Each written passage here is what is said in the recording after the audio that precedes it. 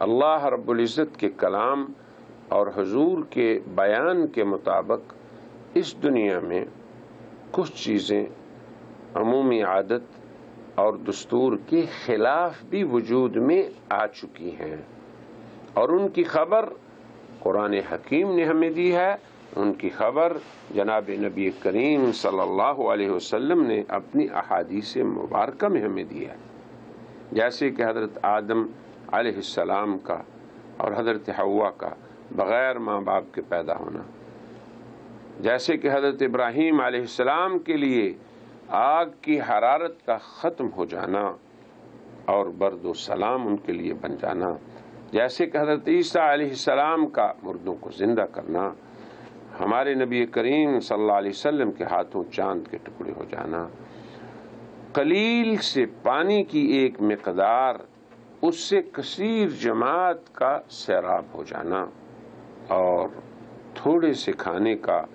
ایک جم غفیر کا پیٹ بھر کر کھا لینا، پھر ایسے ہی دور رہنے والے کو بغیر کسی اسباب مادیہ کے پیغام کو پہنچا دینا، اور اس طرح کی بہت سی دوسری چیزیں بھی ایسی ہیں جن کا ثبوت یقینی طور پہ امت کے اندر مسلم ہے۔ اہل ایمان کا نقطہ نظر کیا ہے؟ اہل ایمان عادی چیزوں کی طرح خلاف عادت امور کو اور عمومی دستور سے ہٹ کر ہونے والے واقعات کو بھی مانتے ہیں، اس پہ یقین رکھتے ہیں اگر ان کی خبر اللہ الرسول نے دی ہے۔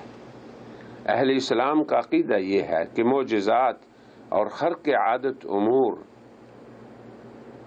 ان کو وجود میں لانا بھی اس دنیا کے خالق کی قدرت مطلقہ میں شامل داخل ہے، اور پھر گزشتہ زمانوں میں اللہ تعالیٰ نے ایسا کر کے بھی دکھایا ہے۔ اس کی خبر ہمیں اللہ تعالیٰ نے قرآن حکیم میں دی ہے، نبی کریم صلی اللہ علیہ وسلم نے اپنی احادیث میں دی ہے۔ اہل ایمان کے نزدیک خرق عادت امور اور معجزات میں کوئی تعجب اور اچنبھا نہیں ہے۔ اللہ تعالیٰ کی حکمت بالغہ سے حضرات انبیاء علیہ الصلاۃ والسلام کے ہاتھوں بہت سے معجزات ظاہر ہوئے، اور صالحین کے ہاتھوں اللہ تعالیٰ نے بہت سی کرامات کو ظاہر فرمایا۔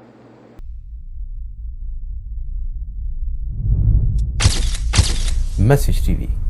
This is your channel. This is your channel.